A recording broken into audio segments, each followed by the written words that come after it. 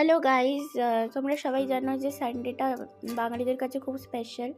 তো সেই হিসাবে আজ সানডেতে লুচি তরকারি হবে না, এটা হতে পারে না। তো আমাদের বাড়িতে এমনিতে প্রত্যেক সানডেতেই হয়, বাট এই সানডেটা একটু ভেরি স্পেশাল। কারণ এই সানডেতে বাবাও লুচি করছে, সাথে মাও করছে, দুজনে একসাথে রান্না করছে। তো ওই দেখো মা লুচি বেলছে।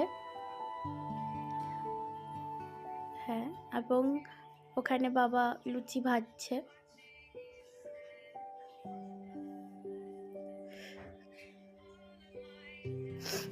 তোমরা দেখতেই পাচ্ছ। আর এটা খুবই ফ্যামিলি মোমেন্ট, খুবই সুন্দর একটা ফ্যামিলি মোমেন্ট। সানডে মানেই ফ্যামিলির সাথে কাটানো আর কি, ছোটো ছোটো জিনিসকে এনজয় করা, উপভোগ করা, এটাই তো সানডে মানে, তাই না? এবার দেখো আমাদের ফাইনাল লুচি তরকারি চলে এসছে। কেমন লাগছে ফ্রেন্ডস জানিও, কমেন্ট করো, শেয়ারও। হ্যালো গাইজ, তোমরা সবাই জানো যে সানডেটা বাঙালিদের কাছে খুব স্পেশাল। তো সেই হিসাবে আজ সানডেতে লুচি তরকারি হবে না, এটা হতে পারে না। তো আমাদের বাড়িতে এমনিতে প্রত্যেক সানডেতেই হয়, বাট এই সানডেটা একটু ভেরি স্পেশাল। কারণ এই সানডেতে বাবাও লুচি করছে, সাথে মাও করছে, দুজনে একসাথে রান্না করছে।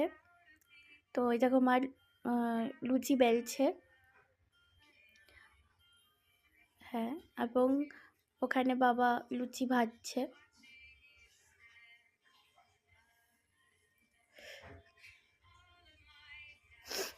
তোমরা দেখতেই পাচ্ছ।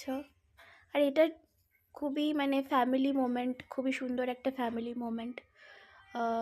সানডে মানেই ফ্যামিলির সাথে কাটানো আর কি, ছোটো ছোটো জিনিসকে এনজয় করা, উপভোগ করা, এটাই তো সানডের মানে, তাই না? এবার দেখো আমাদের ফাইনাল লুচি তরকারি চলে এসছে। কেমন লাগছে ফ্রেন্ডস জানিও, কমেন্ট করো, শেয়ার